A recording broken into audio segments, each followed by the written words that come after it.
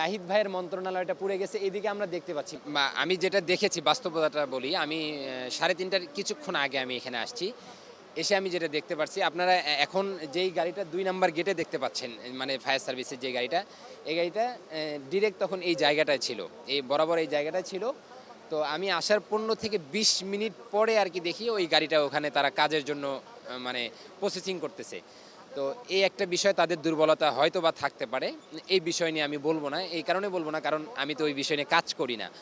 তো তাদের হয়তো দুর্বলতার কারণে তাদের কাজটা শুরু করতে দেরি হয়েছে। আর আমি আসার পরে যেটা শুনতে পেরেছি, এখানে ১৮টা ইউনিট কাজ করছে। আপনারা হয়তো দেখতে পাচ্ছেন এখানে ১৮টা ইউনিটের বাদবাকি জি?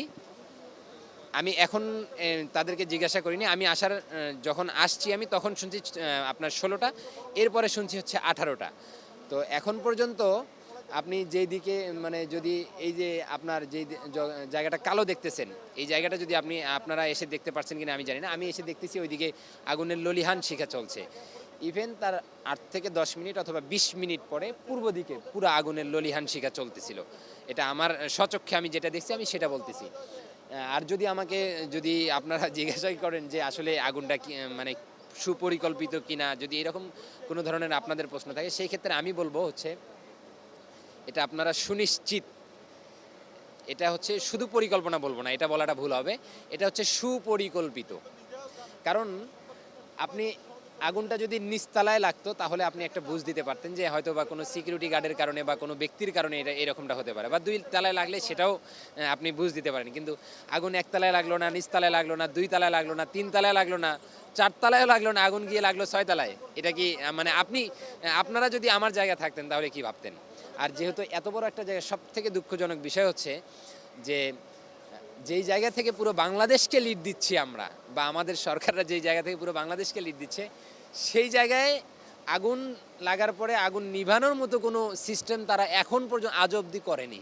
তো এটা সবথেকে বড়, আমি মনে করব যে এটা আমাদের হচ্ছে ব্যর্থতা।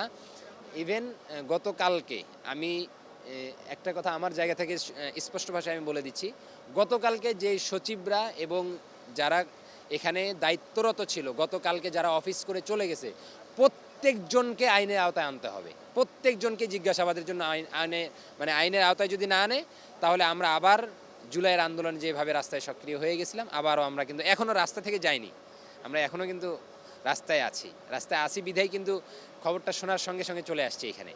আমি আমার জায়গা থেকে যতটুকুন জানতে পেরেছি সেটা হচ্ছে, এটা আমাদের আসিফ ভাই যে আছেন, আসিফ মাহমুদ ভুইয়া ভাই, এবং নাহিদ ভাইয়ের মন্ত্রণালয়টা পুড়ে গেছে, এদিকে আমরা দেখতে পাচ্ছি। কিন্তু ওইদিকে পিছনে আসলে কতদূর পড়ছে এটা তো আমিও বলতে পারছি না, আপনারাও পাচ্ছেন না। যদি ওইদিকে এরপরেই নাকি আছে হচ্ছে আমাদের স্বরাষ্ট্র উপদেষ্টার মন্ত্রণালয়, যদি এটা পুড়ে থাকে তাহলে তো স্বরাষ্ট্র উপদেষ্টার কপাল খুলে গেছে আমি মনে করব। কারণ হচ্ছে আমরা আপনার বিডিআর বিদ্রোহ নিয়ে আমরা অলরেডি কাজ শুরু করে দিয়েছি। এরপরে শাপলা চত্বরের যে গুম খুন হত্যা আছে, এগুলো নিয়ে